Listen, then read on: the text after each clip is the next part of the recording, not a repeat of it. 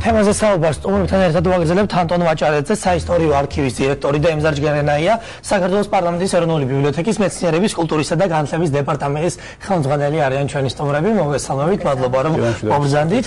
ბატონო ემზარ, როგორც ვიცი, ყველაზე ძველი ექსპონატი თარიღდება 1918 წლით, ეს არის სოციალურ-დემოკრატიული პარტიისა და ეროვნულ-დემოკრატიული პარტიის სლოგანი და ეს საარჩევნო პლაკატი. რამდენად გამოხატავდნენ სლოგანი ამ პოლიტიკურ მწამს და საერთოდ რა ტიპის არის ეს ყველაზე ძველი ექსპონატი?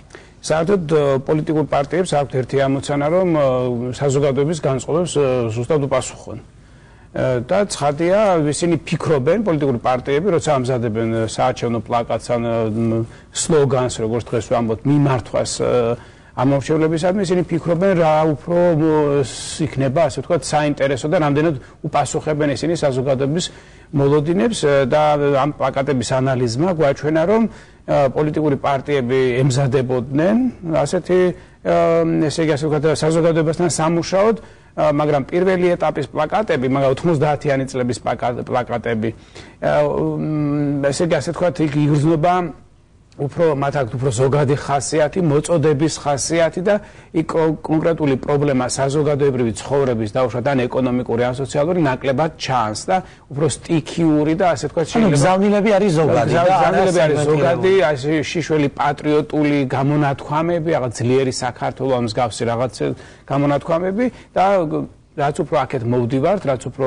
ჩვენს დროს უახლოვდებით, ეს პლაკატები იძენენ კონკრეტული ეგრეთ წოდებული მესიჯის ფორმას და ის მიმართულია გარკვეულ საზოგადოებრივ პრობლემაზე. ბატონო ანტონ, რამდენად მრავალფეროვანია ეს ექსპოზიცია? თუ არის რომელიმე ექსპონატი მაინც გამორჩეული, თუნდაც ვიზუალით ან შინაარსობრივად, რომელიც განსაკუთრებით ძვირფასია, ანუ მესმის რომ ყველა ძვირფასია, მაგრამ თუ გამოარჩევთ რომელიმეს? მოგესალმებით. ასე ვთქვათ, პირველი არჩევნებიდან დავიწყოთ, რომელიც 1919 წლის თებერვალში ჩატარდა და დამფუძნებელი კრების მოწვევას ისახავდა მიზნად საქართველოს იუსტიციის სამინისტროს ეროვნულ არქივში. ამ არჩევნების შესახებ უამრავი საინტერესო მასალაა დაცული. ექსპონატებს შორის გამოვარჩევდი თუნდაც იგივე ხარჯ-დაღრიცხვის შესახებ დოკუმენტებს, სადაც ზუსტად ხედავთ თუ რამდენი დაიხარჯა არჩევნებში და კონკრეტულად რისთვის იყო ეს მიმართული, ასევე საბოლოო ოქმის შედეგების ოქმი, რომელსაც ხელს აწერენ იმდროინდელი საარჩევნო კომისიის თავმჯდომარე და აქ ფიქსირდება თუ ვინ რამდენი ხმა მიიღო. ეს ძალიან მნიშვნელოვანი დოკუმენტია, რომელიც ჩვენს არქივში ინახება, ხოლო შემდეგ უკვე ახალ პერიოდში, მაგალითად საბჭოთა პერიოდის დროინდელ არჩევნებზეც არის უამრავი საინტერესო დადგენილება, ბრძანება, ასე მაგალითად არის 1930-იანი წლების დოკუმენტი, რომელიც განსაზღვრავს იმ პირთა-სიას, ვისაც არ აქვს არჩევნებში მონაწილეობის უფლება. არქივში ასევე არის უამრავი საინტერესო კინოკადრი, მრავალი ფოტო დაცული და თვლი რომ ეს ყველაფერი შეადგენს ამ გამოფენისთვის პლაკატების დახარისხებისას ალბათ გქონდათ საშუალება გაცნობობდით სლოგანებს. საინტერესოა 90 წლის მანძილზე თუ მეორდება ისინი. ზოგიერთი პრობლემა სამწუხაროდ მეორდება, ეს უკავშირდება ჩვენი ქვეყნის ტერიტორიული მთლიანობის საკითხს, ასევე ძალიან ასე ვთქვათ მნიშვნელოვანი არის ეკონომიკური საკითხების მოგვარება, ეკონომიკური პრობლემები, ეს მოგვარებაზე ორიენტირებული პლაკატები და თქვენ საუბრობდით აი რომელი პლაკატია საინტერესო და ასე შემდეგ.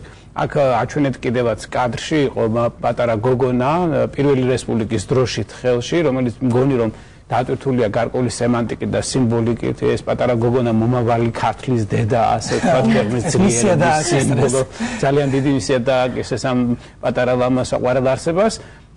და ბევრი ეს იდეა და ეს იდეა გაჩნდა ეროვნულ ბიბლიოთეკაში, რომ გამოგვეცა ეს პოლიტიკური პლაკატი და მე ფონ მაღია საზოგადოება საქართველოს დააფინანსა ჩვენი ინიციატივა და გამოვეცით წიგნის სახით რჩეული პოლიტიკური პლაკატი. ბევრი ვიმსჯელეთ, რომელი საინტერესო იქნებოდა. ერთი პლაკატია, სადაც გამოსახულია სამი პიროვნება: ერეკლე მეორე, ილია ჭავჭავაძე და სტალინი. და ეს წარმოდგენილია როგორც აი ერთი დაუშვათ იდეისთვის მებრძოლი ადამიანები. სამართალ მემკვიდრე ასე ერთგვარად. აი სწორედ ამასთან დაკავშირებით თქვა, მაინტერესებდა მეკითხა, ვინ არიან გამოსახულები დროთა განმავლობაში? ეს არიან ბავშვები, ლიდერები, ზოგადად ხალხი.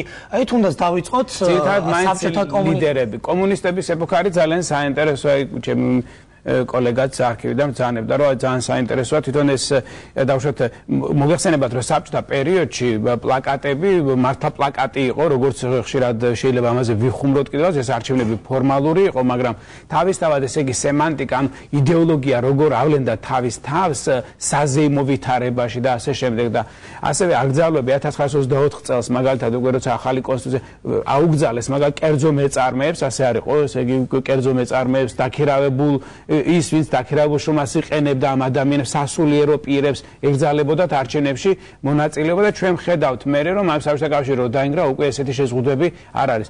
პრაქტიკულად პლაკატის ისტორიით ჩვენ შეგვიძლია ჩვენი ქვეყნის პოლიტიკური ისტორიის რეკონსტრუქცია. როგორც პოლიტიკური კულტურაც ყალიბდებოდა დროთა განმავლობაში, შეიძლება ამაზე ვთქვათ. ბატონო ანტონ, საინტერესოა საიდან მოხდა ეს პოლიტიკური პლაკატები, აი არქივში, ეს არის კერძო კოლექციებიდან შესული თუ გარკვეულწილად ვალდებულება არსებობდა რომ პლაკატი მოხვედრილი იყო იქ.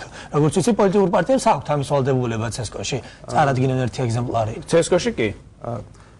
ეს უკვე არის ის ძალიან მნიშვნელოვანი რეგულაცია, რომელიც ავალდებულებს მათ ეს პლაკატი დააფიქსირონ და შეიტანონ CSKO-ში და იგივე ეროვნულ ბიბლიოთეკაში, რათა მომავალში იგივე ანალოგიურ თქვა გამოფენის ამ კვლევის ჩატარების მიზნით ეს ძალიან მნიშვნელოვანი იქნება, თუმცა ადრინდელი პლაკატები სამწუხაროდ ძალიან ცოტა შემორჩენილი და ერთეულები თუ მისი მოხვედრის გზები კი იგივე კერძო კოლექციებიდან ვინც შემოინახა ალბათ აქედან არის მოხვედრილი ჩვენთან და უამრავი ძალიან დიდი რაოდენობა სამწუხაროდ არ არის, რომელიც ცნობილია რომ არსებობდა.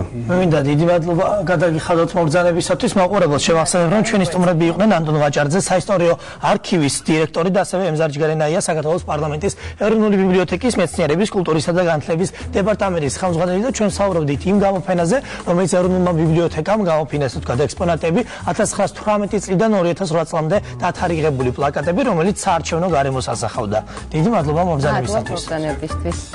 იტალიური სამზარეულო მთელ მსოფლიოში არის ცნობილი და მას ბევრი მოყვარული ჰყავს.